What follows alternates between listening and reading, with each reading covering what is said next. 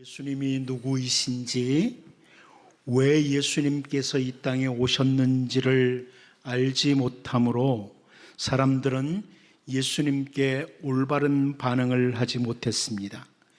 요한복음 1장 10절 11절 말씀을 보면, 그가 세상에 계셨으며 세상은 그로 말미암아 지은 바 되었으되 세상이 그를 알지 못하였고 자기 땅에 오매 자기 백성이 영접하지 아니하였으나, 이렇게 말씀을 합니다.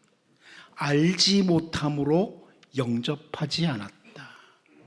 동방에서부터, 다시 말하면 페르시아로부터 박사들이 와서 유대인의 왕으로 나신 이가 어디 계시냐, 우리가 동방에서 그의 별을 보고 그에게 경배하러 왔노라, 이렇게 말을 하니까 헤롯 왕과 온 예루살렘은 소동이 일어났습니다. 소동이 일어났습니다. 예수님이 누구이신지 몰라서 나타난 반응, 소동이었습니다. 소동 정도가 아니라 베들레헴과 그 모든 지경 안에 있는 산의 아이들을 박사들에게 자세히 알아본 그때를 기준으로 2살 아래부터 그 아래로 다 죽입니다. 죄로 인해서 멸망의 자리에 있던 인간들을 건지시기 위해서 오신 메시아, 그리스도이신 줄을 알지 못함으로 죽이려고 했던 것입니다. 예수님께서 마태복음 11장 27절을 통해서 내 아버지께서 모든 것을 내게 주셨으니 아버지 외에는 아들을 아는 자가 없고 아들과 또 아들의 소원대로 계시를 받는 자 외에는 아버지를 아는 자가 없느니라, 이렇게 말씀하셨습니다. 하나님 아버지, 그리고 하나님 아버지의 뜻을 계시를 받는 자 외에는 아는 자가 없다. 그러기에 사도 바울은 에베소 교회 성도들을 위해서 기도하면서 우리가 잘 아는 말씀 에베소서 1장 17절에서 19절을 통해서 우리 주 예수 그리스도의 하나님 영광의 아버지께서 지혜와 계시의 영을 너희에게 주사 하나님을 알게 하시고 너희의 마음의 눈을 밝히사 그의 부르심의 소망이 무엇이며 성도 안에서 그 기업의 영광의 풍성함이 무엇이며 그의 힘의 위력으로 역사하심을 따라 믿는 우리에게 베푸신 능력의 지극히 크심이 어떠한 것을 너희로 알게 하시기를 구하노라, 이렇게 기도합니다. 계시의 영, 성령으로 말미암아 하나님을 알고 주 예수 그리스도를 알게 되기를 원한다고 기도합니다. 오늘 우리가 예수님을 나의 구주라고, 나의 주님이라고 알고 믿는 것은 성령의 역사가 임하고 있는 겁니다. 오늘 본문 말씀은요, 얼핏 보기에 우리가 이해가 되지 않을 수 있습니다. 초막절 명절 때에 예루살렘으로 올라가시지 않겠다고 말씀을 하시고 그 형제들이 올라간 후에, 얼마 후에 예수님도 올라가십니다. 예수님께서 형제들에게 거짓말을 하신 것일까? 전혀 거짓이 없이 진리이신 주 예수님, 진실하신 주 예수님께서 왜 형제들에게 이렇게 말씀을 하시고 뒤에는 올라가는 것일까? 이제 오늘 본문을 함께 살피면서 형제들에 대해서 반응하시는 예수님의 반응을 함께 보면서 우리를 돌아보는 이런 귀한 시간이 될 수 있기를 바랍니다. 첫 번째는 주 예수님의 때에 대해서입니다. 본문 8절을 같이 한번 다시 읽어봅니다. 보겠습니다. 시작. 너희는 명절에 올라가라. 내 때가 아직 차지 못하였으니 나는 이 명절에 아직 올라가지 아니하노라. 여러분, 오늘 본문에서 예수님께서 또다시 내 때 이렇게 말씀을 하세요. 내 때가 아직 차지 못했다. 예수님의 공생애 가운데 마지막 유월절이 되었을 때, 다시 말하면 십자가에서 대속의 죽음을 죽으시기에 앞에 두시고 예루살렘에 올라가셨을 때에 예수님께서 하신 말씀 가운데 요한복음 12장 23절 24절을 보면 예수께서 대답하여 이르시되 인자가 영광을 얻을 때가 왔도다. 내가 진실로 진실로 너희에게 이르노니 한 알의 밀이 땅에 떨어져 죽지 아니하면 한 알 그대로 있고 죽으면 많은 열매를 맺느니라. 자, 이렇게 말씀을 해 주셨습니다.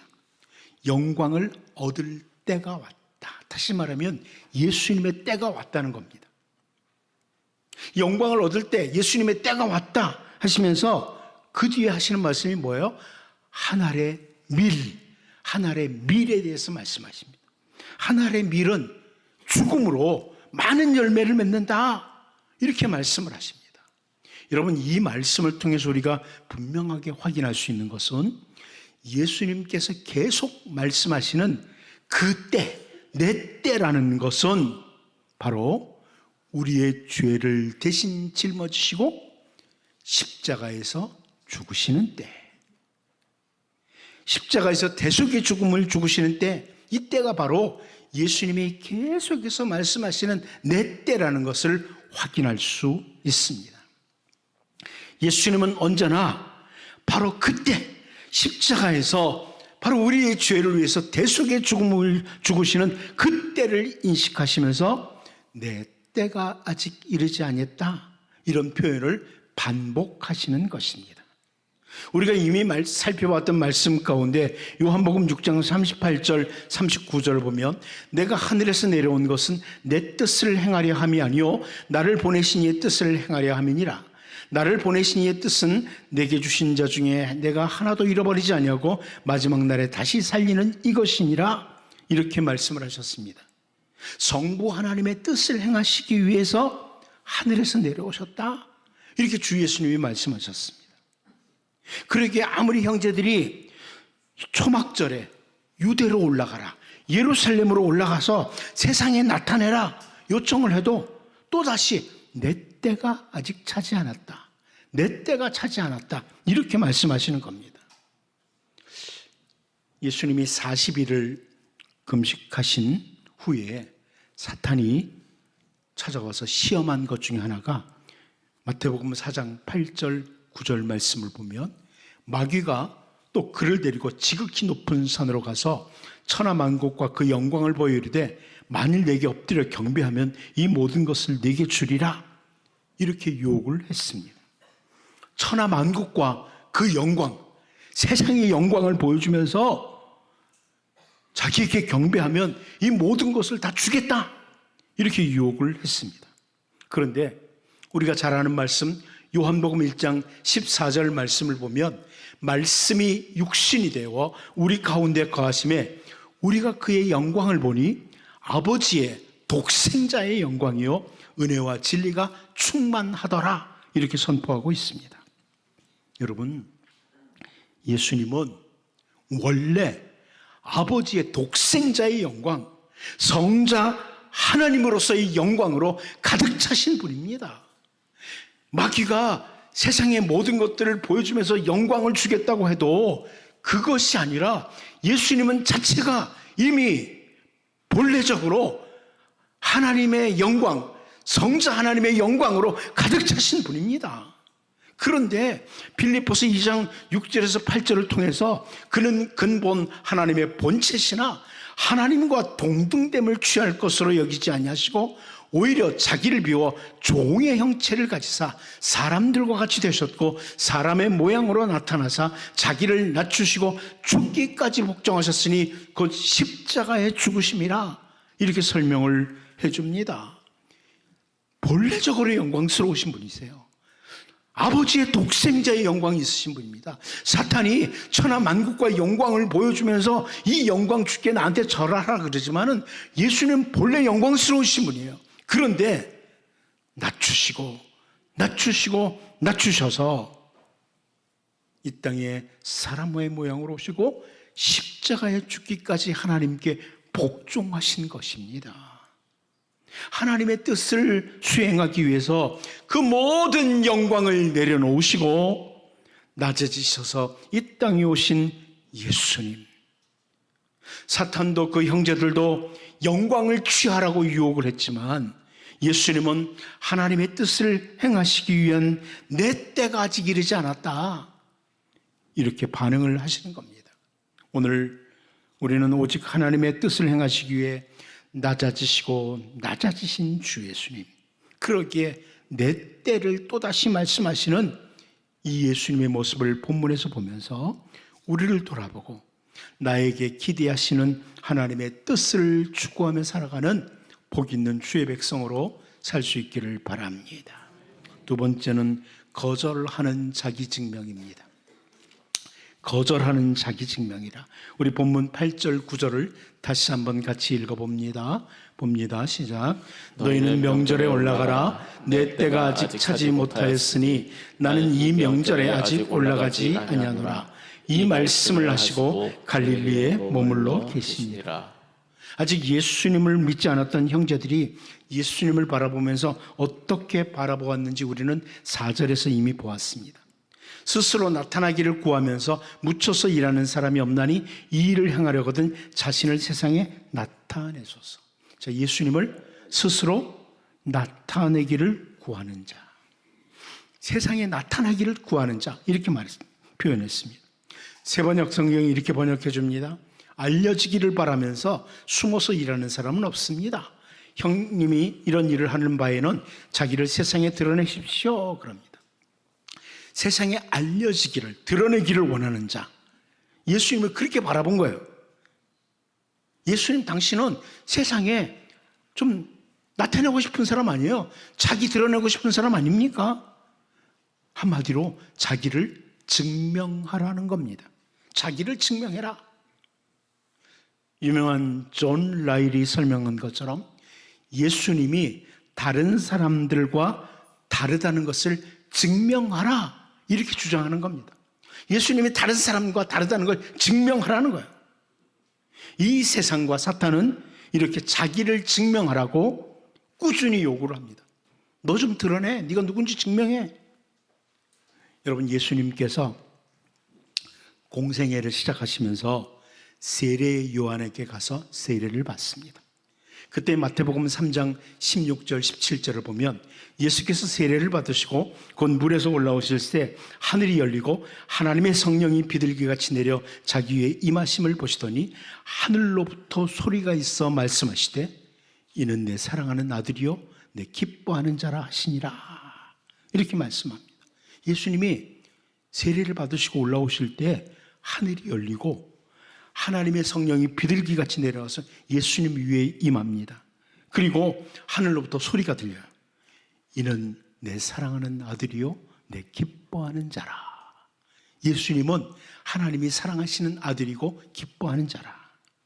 자, 이런 일이 있은 후에 예수님께서 광야로 가셔서 금식을 하시고 난 후에 사탄이 찾아와서 유혹을 하는데 그 첫 번째가 마태복음 4장 3절입니다. 시험하는 자가 예수께 나와서 이르되 네가 만일 하나님의 아들이었든 명하여 이 돌들로 떡덩이가 되게 하라.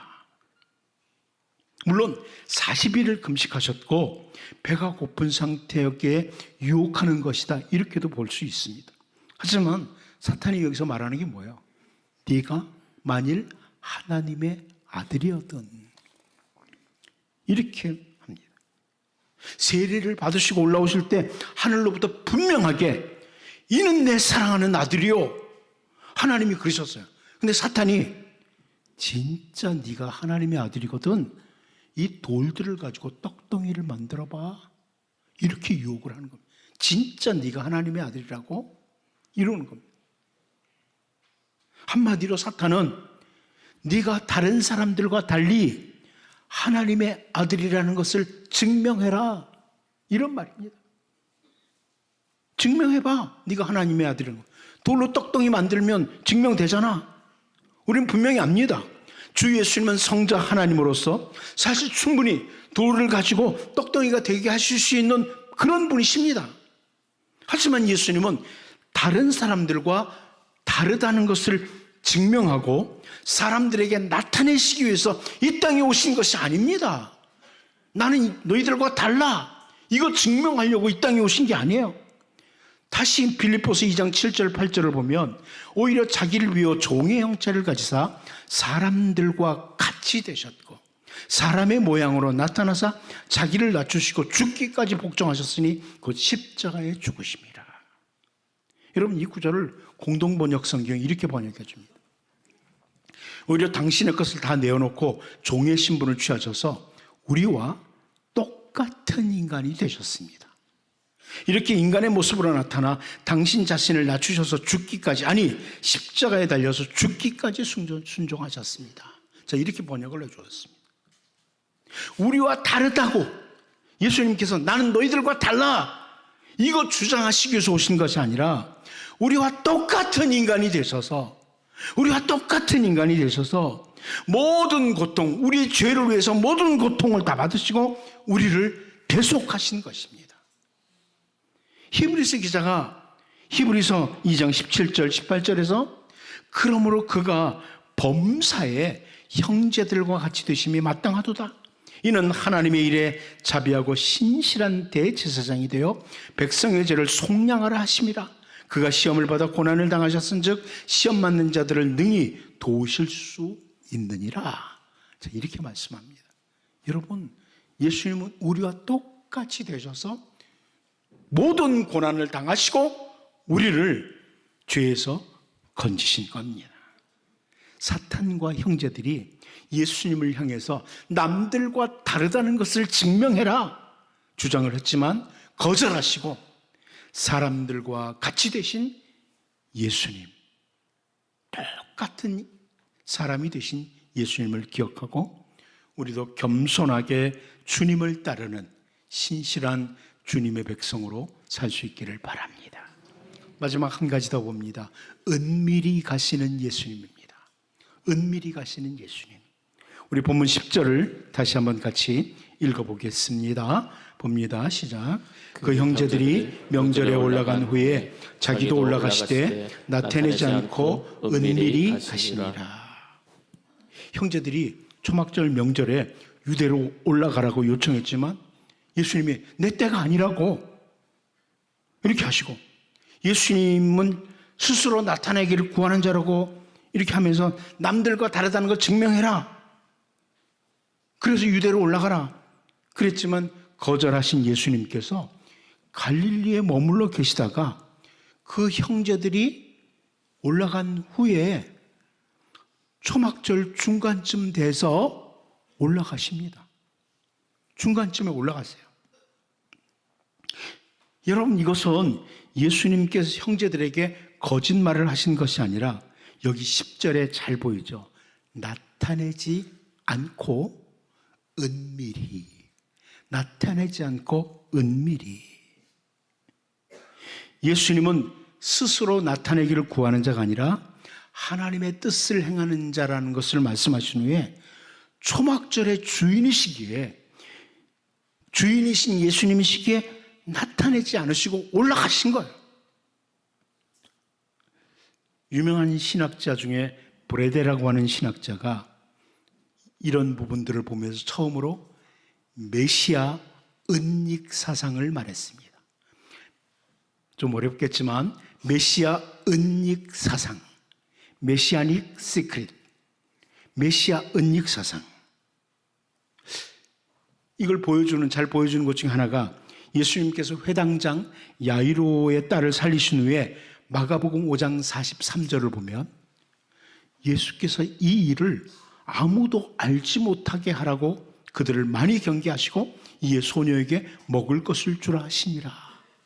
여러분, 이런 말씀을 복음서에 자주 보죠. 예수님이 여기 사람을 살렸어요, 죽은 자를. 그런데 아무도 알지 못하게 하라. 병든 자를 고쳐주시고 사람들에게 말하지 말아라. 이런 말씀을 하세요.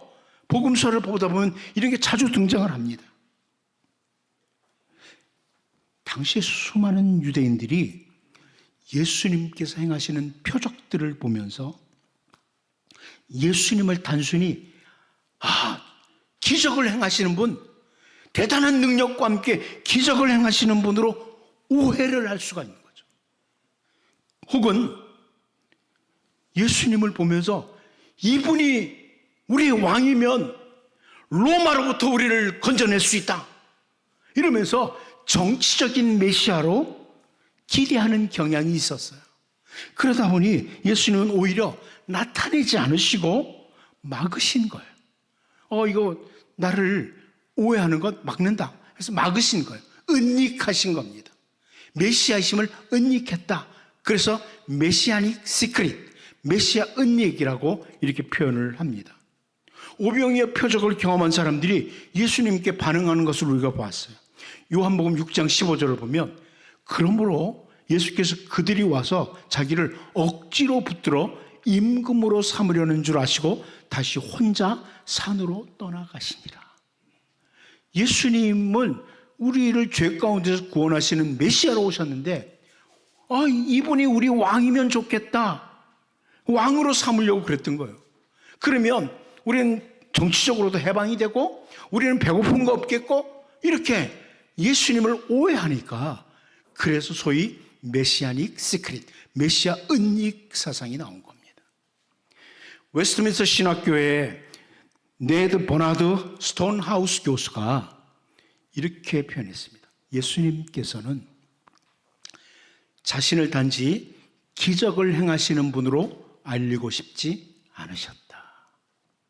예수님 단순히 기적을 행하시는 그런 분이 아니라는 것을 보여주고 싶은 겁니다.